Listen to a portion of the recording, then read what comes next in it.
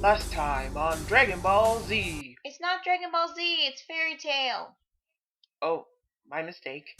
Last time on Fairy Tail chapter 332.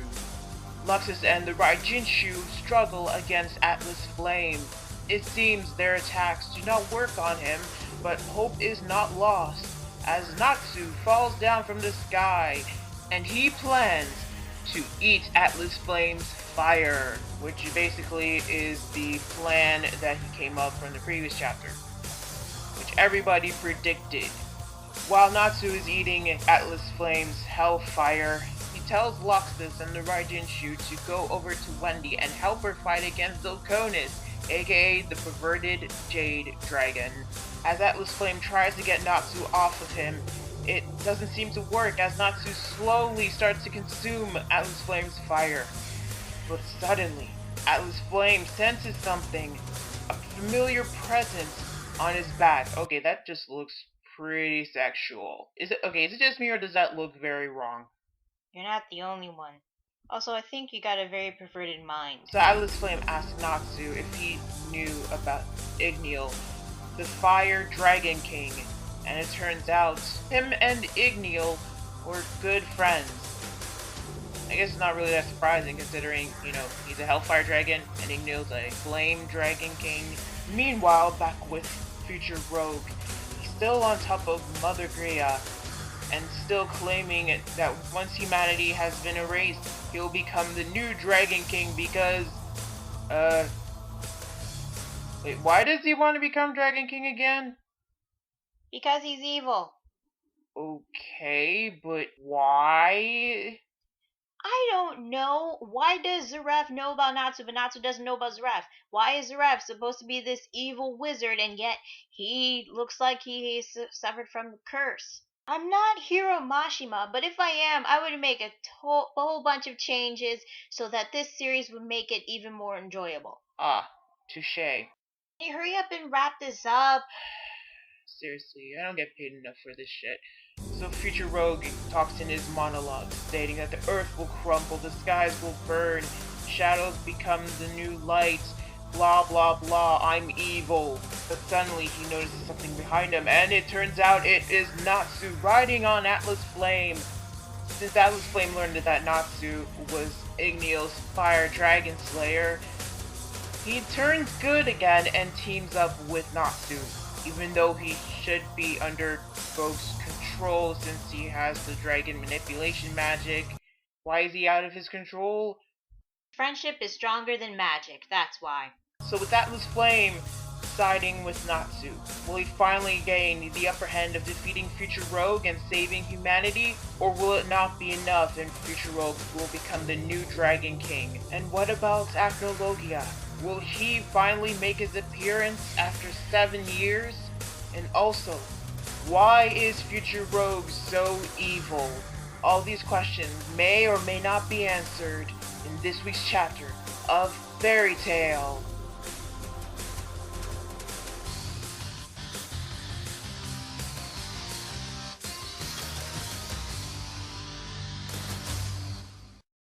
Hey guys, Spy1127 here, and I apologize for not doing the Fairy Tail Chapter 332 review, but I hope you enjoyed the little preview of what happened in that chapter.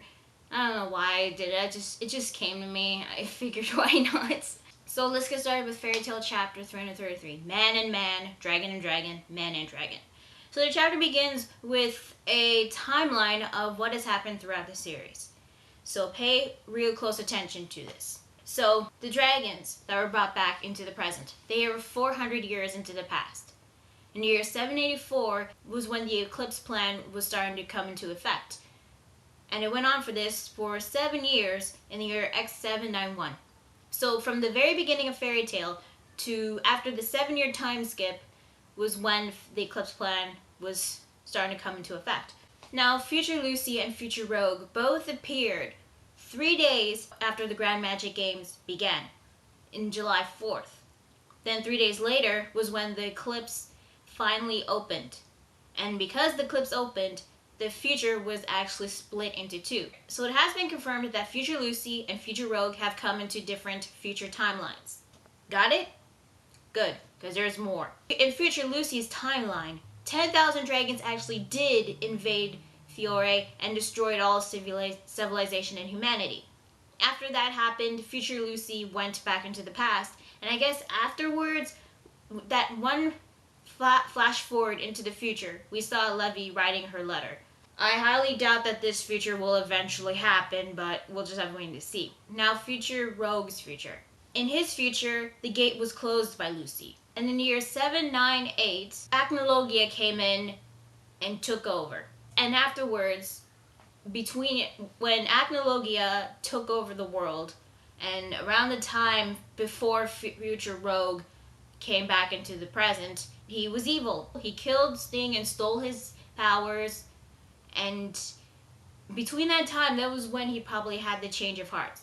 Although we still don't know why it's evil. Yeah, so it has been confirmed that there are different timelines. And I guess the things you do in the present depends on which timeline you go into. Right now, we're in between the first timeline and the second timeline. If you still don't understand, consider it like episode 1 when Deus Ex Machina explained about the future diaries. The future diaries will predict what will happen to the users in the future. But if the users of the future diary do something completely different to change that future will be altered. So it's exactly like that. Yeah, time travel can be very complicated. Now that is out of the way, we can finally get back to what is going on in the present.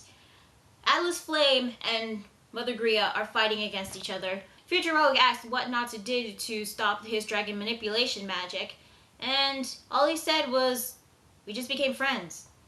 As I said before in my preview, friendship is stronger than magic. I'm already used to it at this point. So Atlas Flame tried to bite on Mother Gria's neck, but he tried to use a dragon breath, try to launch a dragon breath at him. But it doesn't seem to work since Atlas Flame is made out of hellfire, and boom.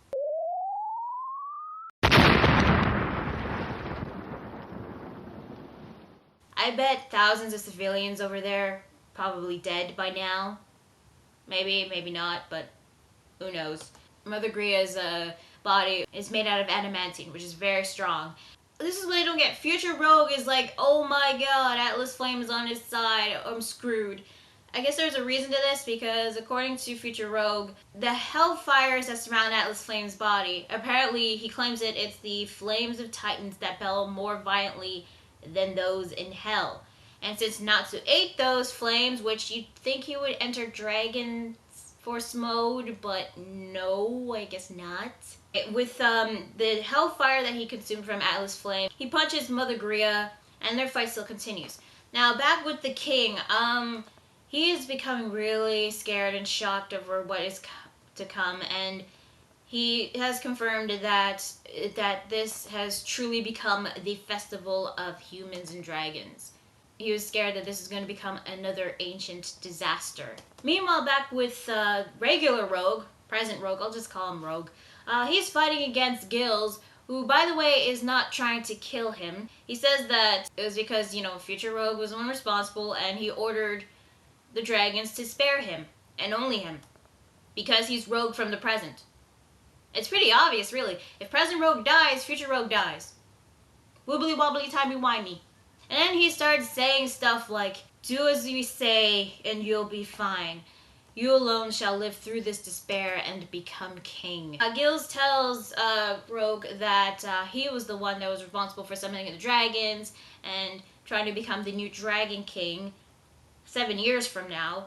But of course he doesn't believe this. But then we see Shadow again. What the fuck is up with that? I mean, first we saw him when he fought against Gaziel, and then when he was defeated, he disappeared, and then he came back again, and what?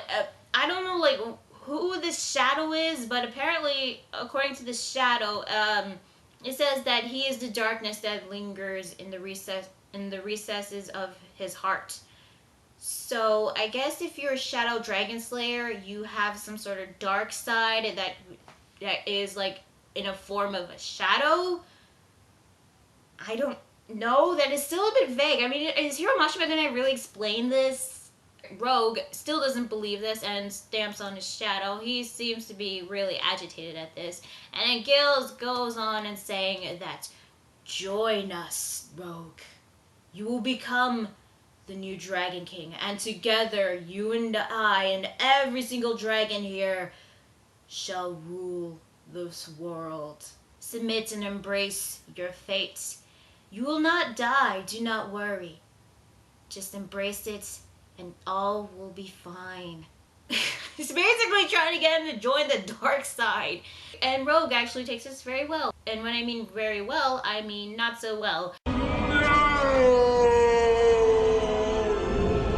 Sorry for the Star Wars reference. And then we get to see Ultear, who's witnessing all this. And then we get a flashback of an hour ago, after Natsu got out of those shadows. Oh, by the way, it hasn't really been confirmed if the shadow from Rogue, regular Rogue, was really future Rogue. We still don't know that yet at the moment. Anyway, after an hour ago, Natsu goes towards future Lucy, who's still dead. So I guess that's a good thing or bad thing, the way you look at it.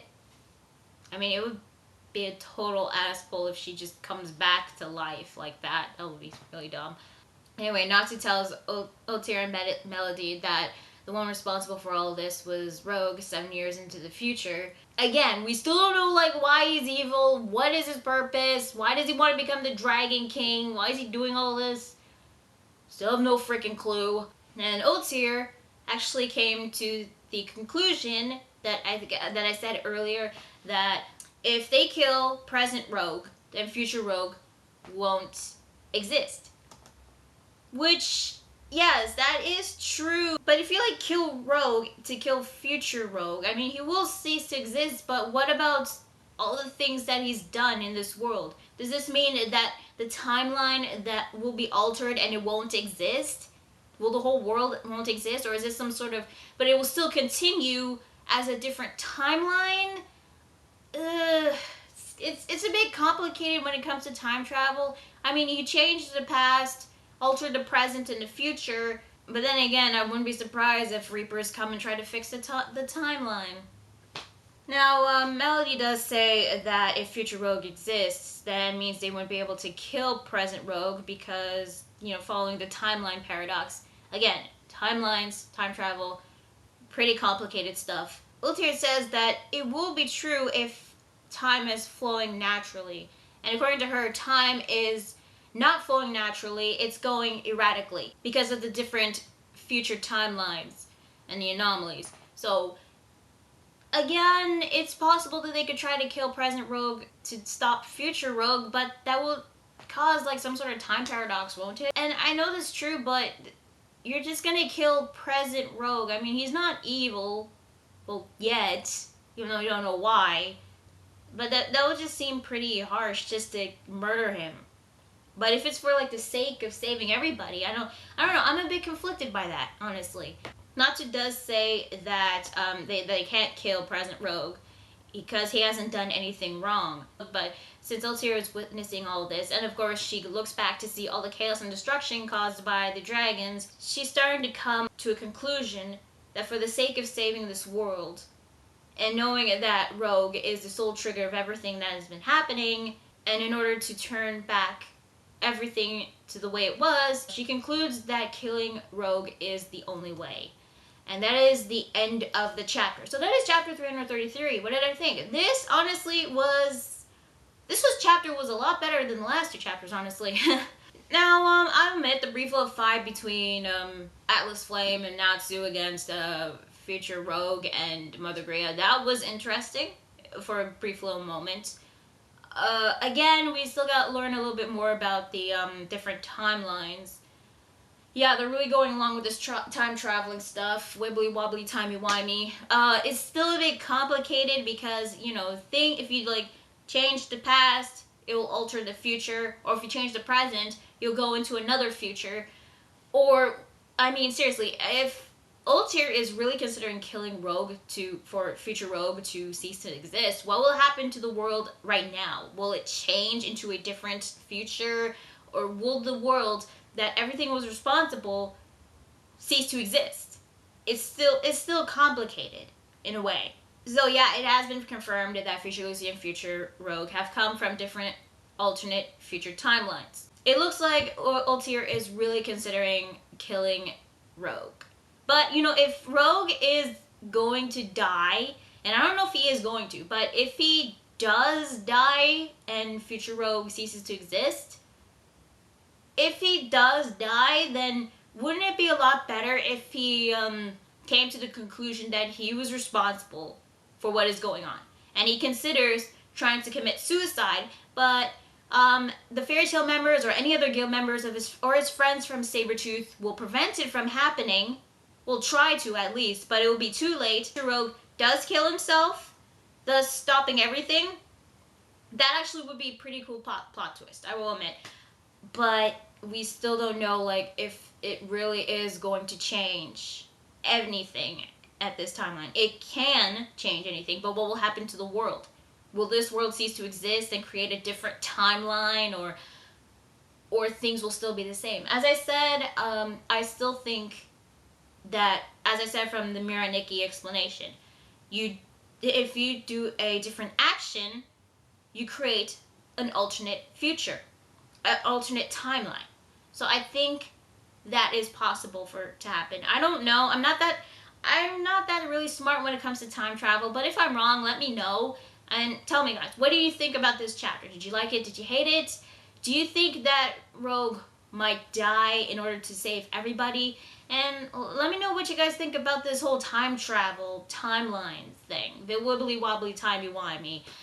Next week's chapter is going to be called Sin and Sacrifice. So it looks like that next week's chapter we'll probably see Ultear trying to kill present Rogue. I don't know if she is going to do this or not, but time will tell. I just hope that this arc, I don't want it to end in one of the stupidest ways possible. But we'll just have to wait and see. For once, I'm not giving the Hiro Mashima troll face on this chapter. Good job, Hiro Mashima. Now if you could keep this up a little bit more. So yeah, that is Fairy Tail chapter 333. I'm going to Spiral 27, and I'll see you guys later. Bye. Wibbly wobbly, timey wimey stuff. God, I am such a Doctor Who fan.